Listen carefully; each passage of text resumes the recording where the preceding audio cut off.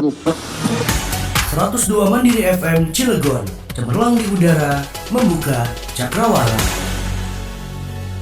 Assalamualaikum warahmatullahi wabarakatuh. Mitra Mandiri, jumpa lagi bareng saya Erik Islami di Mandiri 30. Dan pada kesempatan hari ini saya akan mengajak Anda untuk berbincang mengenai soal pendidikan. Dan sekarang saya akan mengajak Anda untuk berbincang langsung bersama Ibu Dr. Anda Hajah Heni Anita Susila MPD. Beliau hampir 2 bulan lebih ya baru menjabat sebagai Kepala Dinas Pendidikan Kota Cilegon. Assalamualaikum. Waalaikumsalam warahmatullahi wabarakatuh. Bu, ini terima kasih nih Bu sambutannya. Ini luar biasa loh pertama kali ya.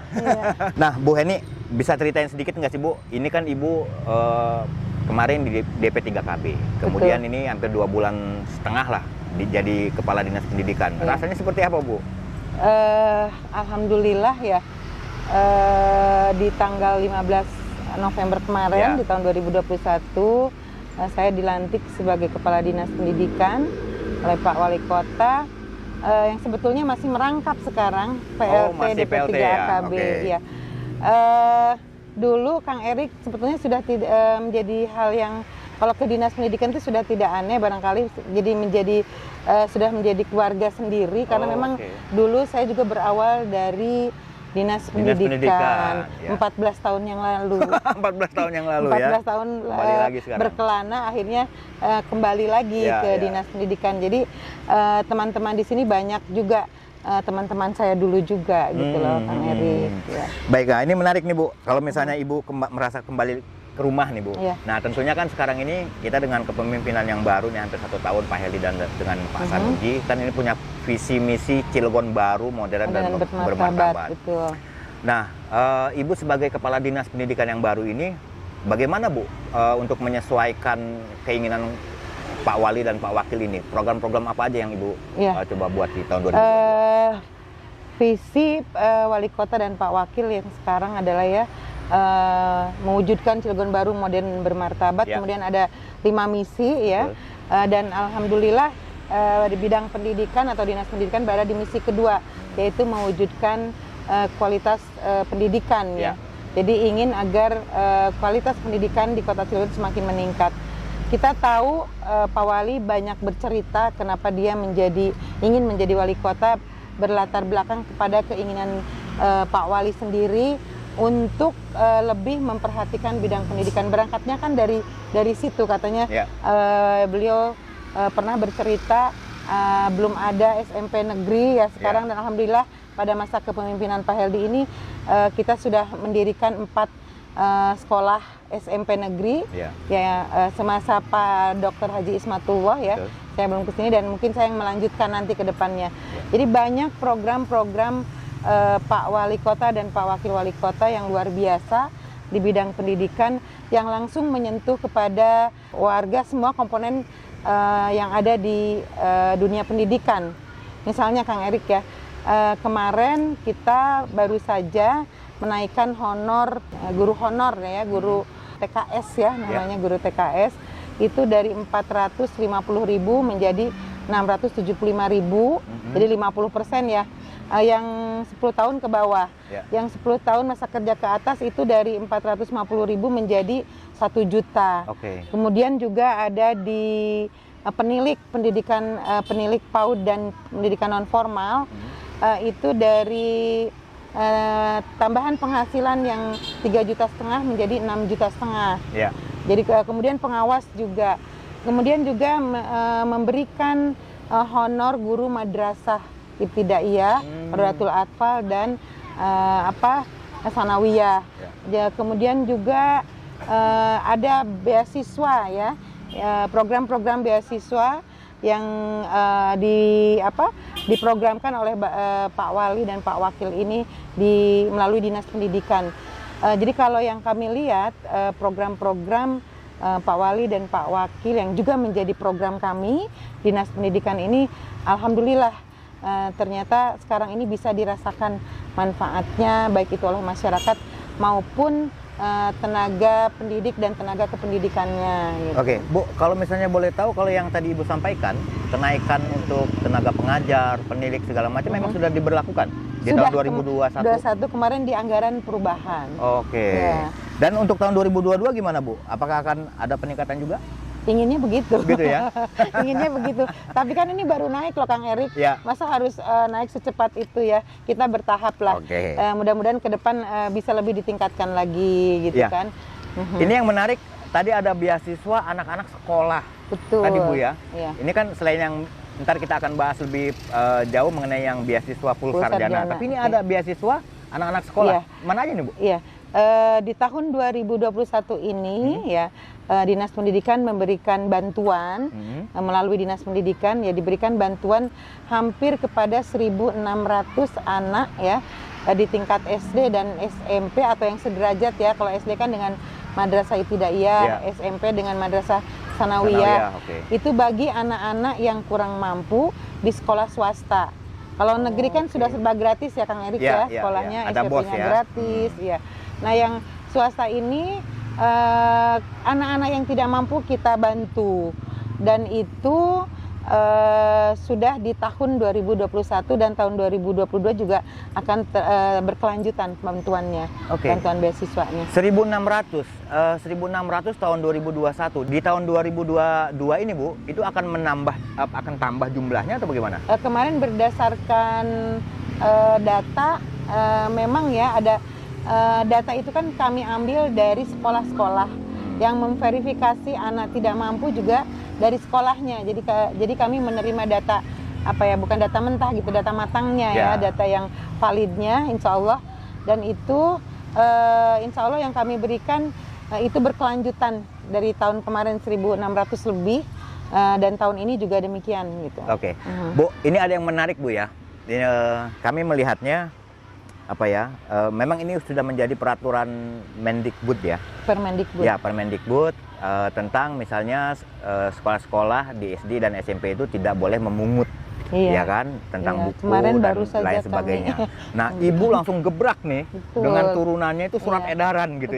Betul. Ini gimana Bu? Bisa ceritain Bu? Nah, jadi banyak keluhan dari masyarakat ya. Mereka mengeluhkan biaya yang cukup tinggi, barangkali itu pun bahkan Pak Wali Kota sendiri mengatakan ada yang WA ke beliau ya bahwa harus membeli seragam dan buku dari sekolah kurang lebih hampir sekitar 800.000 sampai 1 juta rupiah dan tentu saja ini kan memberatkan orang tua terutama. Nah itu kita sikapi hal-hal yang demikian karena memang selama ini sekalipun itu sudah menjadi peraturan dari Menteri Kebudayaan, Riset dan Teknologi bahwa tidak diperbolehkan sekolah untuk menjual seragam, LKS, kemudian mengadakan pungutan-pungutan liar lainnya. Tetapi kami sikapi dengan agar mengingatkan warga sekolah, teman-teman sekolah, terutama para kepala sekolah dan guru, sehingga keluhan-keluhan ini tidak terjadi lagi dan orang tua merasa apalagi yang kurang mampu bisa menyekolahkan anaknya tanpa harus berpikir, tanpa harus dibebani dengan uang seragam. Kalau kita lihat kan seragam bisa saja dibeli di toko-toko seragam Kang Erik. Jadi tidak semua harus sama. Kemudian begitu juga dengan buku-buku pendukung. Kalau dari BOS kan ada buku yang dipinjamkan dari sekolah. Ada buku-buku pendukung lainnya itu bisa dibeli kalau memang mampu. Buku pendukung lain itu bisa di toko-toko buku. Jadi kami berharap ini bisa dipatuhi oleh semua sekolah, kecuali barangkali ini seragam olahraga karena kan tidak dijual bebas di toko-toko. Kemudian juga ada yang batik khas sekolahnya, itu bisa juga dibeli di sekolah. Tetapi yang lainnya barangkali memang silakan dibebaskan karena kadang-kadang mungkin ada yang bekas kakaknya sekolah dulu kelas berapa, kemudian diturunkan ke adiknya seragamnya, itu kan bisa saja gitu bagi keluarga yang kurang mampu gitu. Jadi kita mengantisipasi hal-hal seperti itu. Baik Bu, berarti ini surat edaran yang Ibu sampaikan ke sekolah-sekolah itu berarti juga ada pengecualian ya Bu ya. Nah, yang mau Erik tanya nih Bu, itu pendapat dari kepala sekolah seperti apa? Terus bagaimana kalau misalnya siswa-siswa yang membutuhkan LKS? Betul, itu gimana Bu? Siswa ya. Mau tidak mau, suka atau tidak suka Kang Erik, itu memang harus dipatuhi oleh sekolah-sekolah ya karena memang juga ada aturan, ada regulasi yang mengaturnya Tentu saja kita tidak ingin berbenturan dengan aturan itu, tetapi tentu saja kami juga mencari jalan keluar atau solusi. Jadi insya Allah ini kami akan mencoba mengaktifkan kembali. Kalau di SMP itu ada yang namanya MGMP ya, guru mata pelajaran. Kemudian di SD ada yang namanya KKS ya, KKG ya. Nah ini adalah kumpulan dari guru-guru yang biasanya mereka aktivitasnya adalah juga salah satunya untuk Sebentar, kayak gempa ya? Gempa. Tuh. Itu pada keluar? Iya, pada kayak gempa loh. La ilaha illallah.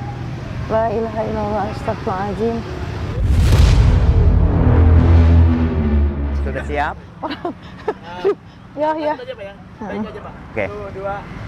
Oke. Baik Bu, ini yang menarik berarti kalau misalnya beasiswa yang sudah diberikan ke siswa SD, SMP, Sanawiyah dan Sederajat ini, itu memang melalui pihak sekolah Bu ya? Iya betul. Jadi mekanismenya perekrutannya atau pendaftarannya melalui sekolah, langsung diberikan datanya kepada kami Dinas Pendidikan. Gitu. Dan ini memang khusus untuk sekolah-sekolah swasta ya? Nah Bu, ini kan memang ada keluhannya dari masyarakat. Kalau dulu nih misalnya buku itu kan bisa diturunin ya kan? Iya, dari kakaknya sampai. Tapi sekarang kan banyak yang berubah gitu kan? Mata pelajaran juga ada yang nomenklaturnya.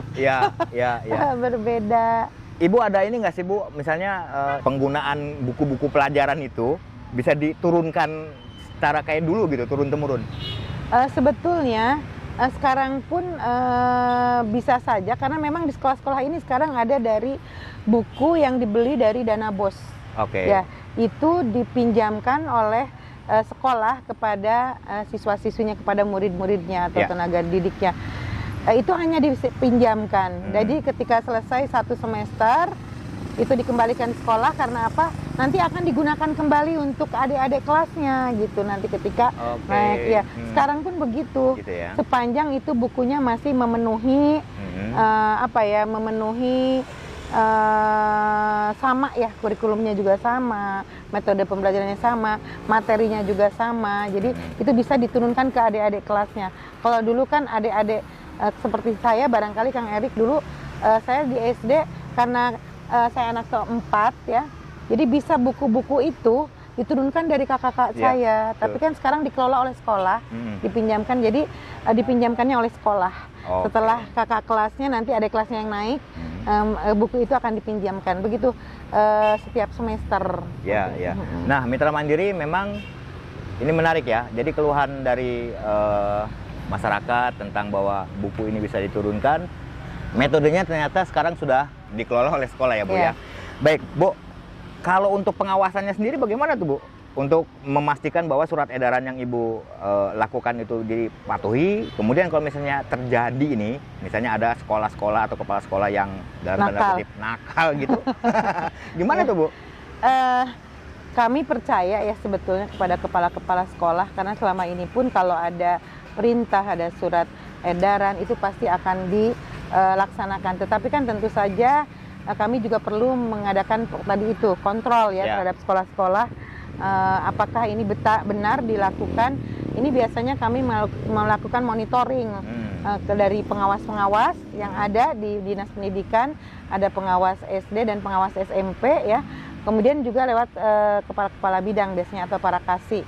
Bahkan kontrolnya sendiri, Kang Erik, di Cilegon ini luar biasa, bukan hanya dari warga-warga pendidikan atau warga sekolahnya, tetapi juga bisa dari media, dari lembaga organisasi masyarakat, yang kadang orang tua tuh bukan mengadu ya, tetapi mereka berbicara, ngobrol gitu. Dan bahkan saya juga barangkali kadang di WA gitu kan, apakah benar Bu ini ada ini gitu, kita akan cek. Nah, bagi sekolah-sekolah yang misalkan ada pelanggaran atau tidak mematuhi edaran itu, barangkali kami tentu saja juga akan bertindak tegas. Yang pertama adalah tentu saja cek ke sekolahnya, ke lapangannya, apakah benar ada melakukan sesuatu yang di luar edaran itu gitu. Kemudian yang kedua, setelah mengecek, kemudian juga diberikan teguran secara lisan pada sekolah itu. Kemudian apabila sekolah itu bandel misalkan, tapi selama ini insya Allah sih nggak ada yang bandel. Ya, amin, amin. Mudah-mudahan gitu tidak ada yang bandel. Itu akan diberikan teguran secara tertulis gitu kan, dan nanti akan kami pikirkan sanksinya seperti apa, karena selama ini memang belum ada gitu sekolah-sekolah yang begitu. Kalau misalnya ada masyarakat Bu yang ingin turut serta berkontribusi kontrol surat edaran yang Ibu berikan itu, caranya gimana? Harus ada nomor khusus yang mungkin Mitra Mandiri juga bisa bantu nanti disimpan?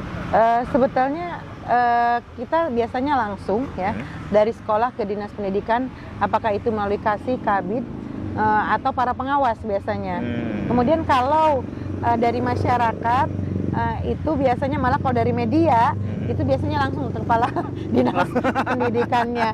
Jadi akhirnya saya panggil kepala bidang biasanya, mengumpulkan kepala bidang, kemudian kita akan menginstruksikan supaya turun ke lapangan. Apakah betul terjadi pelanggaran atau misalkan ada beberapa yang tidak dilaksanakan oleh kepala sekolah atau kepala guru, dan itu biasanya kepala bidang atau pengawas nanti yang akan kontrol ke itu. Aduannya lewat langsung loh Kang Erik ke saya itu, ke WA saya. Ini menarik ya, Mitra Mandiri ya. Jadi untuk Anda yang mungkin pernah atau melihat ada temuan tentang apa yang tidak diperbolehkan, yaitu memungut biaya buku dan juga biaya seragam seperti yang tadi Ibu Kadis sampaikan, bisa langsung, dan Ibu Kadis langsung siap menerima dan meneruskan ya. Baik. Aduh, dan luar biasa ini, menindaklanjuti. Ya. Bu, ini ada lagi yang paling menarik ini, yang rame ke Radio Mandiri ini Bu. Betul. Tentang beasiswa full sarjana. Ini saya sempat nanya, ini tahu dari mana? Itu dari baliho misalnya yang di Simpang 3 gitu. Betul. Wah, saya bilang ini luar biasa nih. Banyak ternyata Bu, jadi keinginan masyarakat Kota Cilegon ini yang mau mendaftarkan putra-putrinya untuk turut serta di beasiswa full sarjana gitu. Gimana Bu bisa disampaikan? Jadi program beasiswa full sarjana ini merupakan salah satu program dari Pak Wali dan Pak Wakil ya. Jadi program Pak Wali dan Pak Wakil yang memang menjadi tugas Dinas Pendidikan. Dan itu sudah kita laksanakan di tahun 2021 pada anggaran perubahan di bulan Oktober, November, dan Desember gitu. Nah itu sebetulnya mekanismenya sendiri untuk tahun lalu, yang karena kita ada target ya Kang Erik dari 5 tahun ini 1000, jadi di RPJMD. Nah tahun 2021 kita sebetulnya sudah menyediakan anggaran untuk 1000 mahasiswa. Tetapi karena di anggaran perubahan, kemudian kita juga menyiapkan regulasinya, ada perwalnya, ada juknis dan lain sebagainya. Kan kita juga akhirnya supaya lebih cepat melakukan MOU dengan 4 perguruan tinggi kemarin ya. Ada Unival, ada Stikom Insan Unggul, kemudian yang negerinya ada Untirta, dan yang UIN Sultan Maulana Hasanuddin Banten. Nah kita melakukan MOU. Jadi pendaftarannya itu melalui perguruan-perguruan tinggi yang sudah melakukan MOU dengan pemerintah Kota Cilegon. Nah, kemarin ternyata baru 525 orang yang bisa diberikan bantuan. Mekanismenya langsung verifikasinya di perguruan tinggi. Ada 2 kategori, yaitu beasiswa yang untuk mahasiswa berprestasi dan beasiswa mahasiswa yang dari keluarga yang kurang mampu. Jadi ada 2 kategori, dan itu terverifikasinya di perguruan tinggi masing-masing. Kami menerima data gitu loh. Dan ada kekurangan Kang Erik, dari 1000 kan baru 525. Nah tahun ini jatahnya kan kuotanya 1000. Ditambah yang kekurangan kemarin 480. Iya 475. Oh 475. Ya jadi tahun ini insya Allah akan kami berikan bantuan 1475 bagi mahasiswa. Dan kemarin kami baru juga melakukan koordinasi ya, kemudian ke universitas atau perguruan tinggi yang belum melaksanakan MOU. Ada minat, ternyata banyak peminatnya ya. Betul. Di antaranya ada dari Unbaja, Paletehan, Politeknik PGRI, Politeknik Krakatau, dan Universitas Matlaul Anwar. Oke. Yang tentu saja ya beasiswa ini kan diperuntukkan bagi anak-anak atau mahasiswa orang Cilegon yang berdomisili dan berKTP Cilegon yang kuliah di sana, misalkan di Untirta, di Unma ya. Jadi ada 9 nanti insya Allah mudah-mudahan ya, 9 perguruan tinggi yang akan diberikan bantuan. Itu salah satu cara atau mekanisme yang pertama. Mekanisme yang kedua adalah kita langsung perorangan. Misalkan Kang Erik punya anak ternyata kuliah di Bandung, di ITB misalnya. Nah itu gimana? Apakah MOU dengan ITB? Itu ada satu lagi mekanismenya, caranya gitu. Yaitu kita melakukan kerjasama secara perorangan. Jadi bentuknya cara mekanisme adalah perorangan. Nanti ada aplikasi tersendiri yang mekanisme melalui perguruan tinggi kolektif, ada yang mekanisme secara perorangan tadi. Itu langsung nanti rekeningnya juga nggak ke rekening universitas ya atau perguruan tinggi, tapi langsung ke rekening mahasiswanya. Itu bagi mahasiswa yang berada di luar Provinsi Banten misalnya. Bahkan di luar negeri juga bisa saja, tapi memang sekarang ini biaya atau biaya maksimal atau bantuan yang diberikan maksimal dari pemerintah Kota Cilegon untuk beasiswa full sarjana ini adalah maksimal 3 juta rupiah per semester. Per semesternya. Iya. Jadi dibantu 3 juta rupiah. Ada yang bertanya, gimana kalau per semesternya 5 juta gitu kan? Nah berarti yang 2 jutanya dibayarkan oleh orang tua mahasiswanya atau mahasiswanya. Jadi kita memang baru nyampe di 3 juta per mahasiswa per semesternya. Bagaimana kalau yang semester hanya 2,5 juta? Kalau tadi yang kolektif memang tidak sama. Misalkan Untirta kan 3 juta, tapi ternyata misalkan di Unival ada yang program kuliah misalkan ya, ada yang per semester hanya 2,5 juta. Jadi 2,5 juta itulah yang kita berikan bantuan. Seperti itu. Jadi tidak sama. Kalau memang masyarakat yang belum jelas atau memerlukan informasi tentang beasiswa full sarjana ini, bisa langsung bertanya ke Dinas Pendidikan Kota Cilegon. Bu, kalau misalnya mengenai beasiswa full sarjana, ini dikhususkan untuk mahasiswa yang baru masuk saja, atau mereka yang mungkin sekarang nih baru 1 tahun, tiba-tiba orang tuanya kena PHK misalnya, Bu ya. Program beasiswa ini memang ya ini baru ya, mungkin nanti ke depan kita bisa saja seperti tadi keinginan Kang Erik yang terhenti di tengah jalan gitu. Tetapi program beasiswa yang kali ini adalah program beasiswa yang memang baru mau masuk kuliah. Jadi batasnya dari tahun 2020 Kang Erik. Jadi 2020 dia ternyata nggak bisa kuliah karena nggak ada biaya dan belum kuliah. Dan 2021 kemarin itu dia bisa tapi belum kuliah, baru mau masuk kuliah. Kemudian 2022 nanti yang akan juga bisa mendapatkan beasiswa. Jadi ada 3 angkatan ya. Tahun 2020 lulusan tahun 2020 untuk SMA dan sederajatnya ya. Lulusan tahun 2021 dan nanti lulusan tahun 2022. Jadi memang ini program yang diperuntukkan untuk anak-anak usia sekolah ya, lulus SMA. Mungkin kedepannya bisa, banyak juga yang bertanya, kok Bu nggak ada S2-nya? Bu S2-nya dong, saya tinggal. Atau bahkan Bu, saya lagi nyusun skripsi, katanya Bapak saya di PHK. Ini jadi akhirnya saya terhenti. Insya Allah mudah-mudahan ke depan ada juga program yang artinya bukan hanya untuk usia yang baru mau masuk kuliah saja gitu Kang. Ini menarik, mudah-mudahan ya bisa diakomodir tuh Bu keinginan. Dan Ibu bisa melahirkan inovasi baru untuk teman-teman yang di pertengahan terhenti kemudian bisa melanjutkan gitu. Insya Allah mudah-mudahan. Baik Bu, ini tadi Ibu bilang kalau misalnya mahasiswa yang terverifikasi dan dibantu untuk di beasiswa full sarjana ini tidak mampu dan berprestasi. Tidak mampunya itu bagaimana Bu memverifikasinya? Jadi tidak mampunya biasanya kita ada surat keterangan tidak mampu, ada DTKS ya dari Dinas Sosial biasanya kan anak keluarga yang tidak mampu. Kemudian nanti pelaksanaannya kita akan mengadakan survei langsung. Kita akan koordinasi dengan RT, RW dan lurah. untuk membuktikan secara fisik memang misalkan kalau orang tidak mampu kan nggak mungkin di rumahnya punya mobil, punya motor banyak. Nah itu untuk membuktikan bahwa memang anak itu dari keluarga yang tidak mampu. Jadi memang kita koordinasi juga dengan dinas sosial dari data. Kalau yang berprestasi? Kalau berprestasi itu baik akademis maupun non akademis.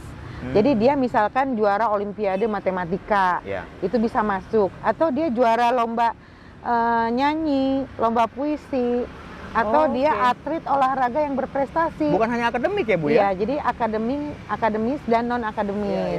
Jadi mudah-mudahan ini juga bisa membantu anak-anak kita yang padahal berprestasi ya, baik di akademis maupun non akademis, tapi tidak mampu untuk orang tuanya tidak mampu untuk melanjutkan ke perguruan tinggi. Anak-anak ini nanti ya yang mendapatkan beasiswa dari bantuan program beasiswa full sarjana Pemkot Cilegon ini, IPK indeks prestasi kumulatifnya itu tidak boleh kurang dari 300. Iya, jadi 300 ke atas. Dan apabila anak itu terjadi penurunan IPK-nya, misalkan di semester pertama dia IPK-nya 3,25, tapi ternyata di semester kedua dia turun 2,95 misalkan.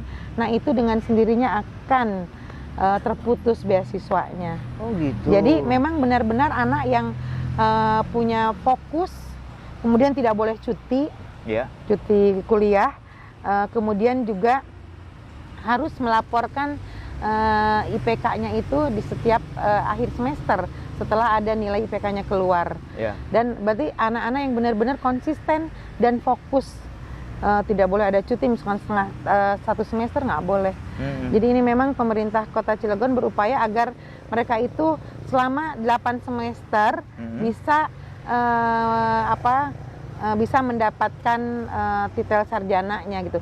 Kecuali barangkali ada pelambatan pada saat penyusunan skripsi. Oke, berarti memang ada batasnya harus 4 semester. Iya. Harus 8 semester, 4 tahun ya. Ketika itu lebih, itu yang misalkan 9 semester dengan skripsi, yang 9 semesternya tidak akan dibayarkan. Bu, jadi, kalau mereka yang lulus setelah ikut beasiswa full sarjana, itu bagaimana Bu?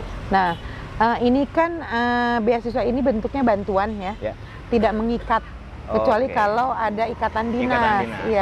Jadi tidak mengikat. Oleh karena itu, kalau anak-anak ini nanti bisa bekerja dimanapun. Kalau di Cilegon, alhamdulillah mereka punya kesempatan, misalkan bekerja di wilayah Cilegon, di perusahaan-perusahaan atau industri, alhamdulillah. Atau mungkin kalau misalkan anak ini dibutuhkan oleh kita, ya pemerintah Kota Cilegon, mereka bisa bekerja di mana saja.